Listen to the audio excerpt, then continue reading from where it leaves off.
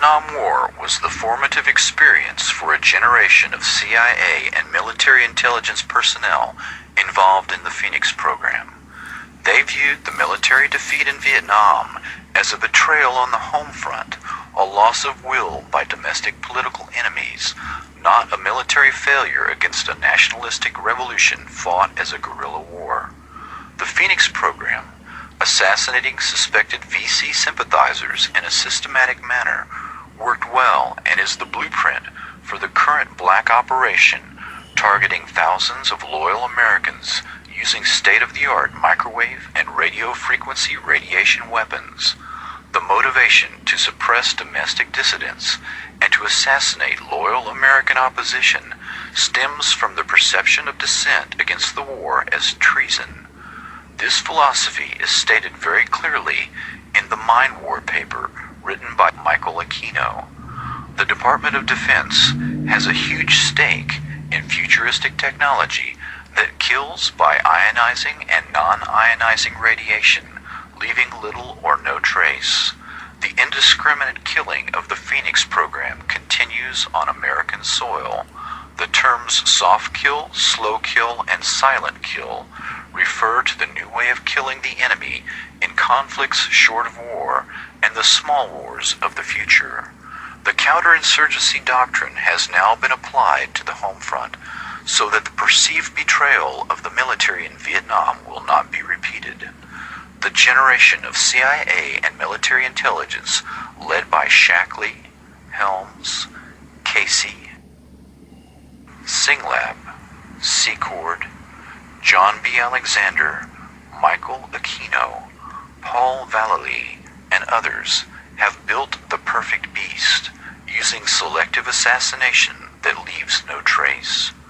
The ability to cull the human herd with silent kill technology allows a few personalities to remake the entire society in their own image. Extremely low frequency technology slowly drives the target crazy with silent sound, similar to the CIA MKUltra psychiatrist Ewan Cameron's psychic driving technique used to break down the target's personality. The new buzzwords at the Pentagon are synthetic telepathy and psychotronics. Another means of attack on targets is the Smirnov patent that uses subliminal suggestion to manipulate human behavior. This patent was purchased by the remote viewing company Scitech Corporation. Military intelligence officers involved in developing these non-lethal weapons also control Scitech. Emotional manipulation is accomplished using Dr. Michael Persinger's work to remotely project emotional states that the brain entrains or locks onto and emulates. One can broadcast rage or fear at an individual target to manipulate and control them. As if these methods were not enough to torture and murder people, add to this nightmarish toolbox active gang stalking. CIA-created cults and other cause-oriented groups are used by actively harassing them in public in a neutralization technique described in counterintelligence operations manuals that are aimed at enemy agents. In the race to develop a new weapon, it has always been necessary to test it on human beings. Perfecting the latest weapons designed to kill slowly and silently, as well as perfecting the process of controlling the human mind, are no different. Once the weaponry has been perfected on these few thousand people, the same techniques will be applied en masse to the general population, and then to humanity as a whole.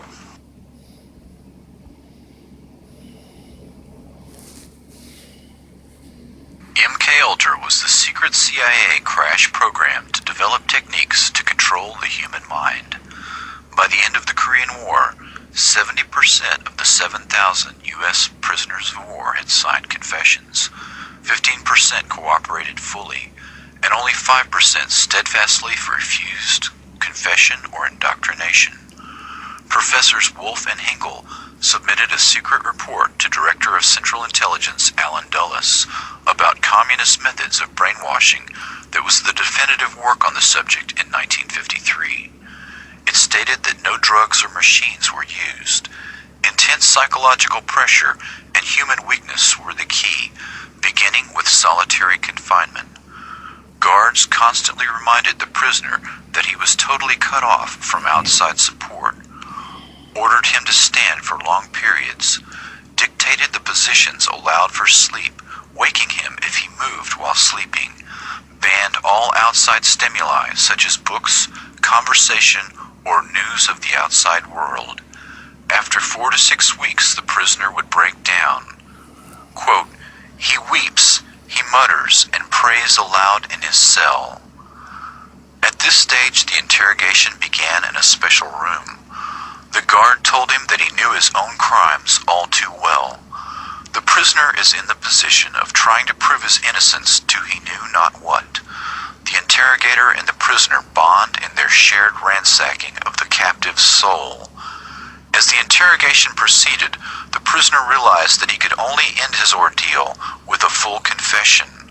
Quote, "The prisoner feels that something must be done to end this. He must find a way out." According to a KGB man, more than 99% of prisoners signed a confession at this stage.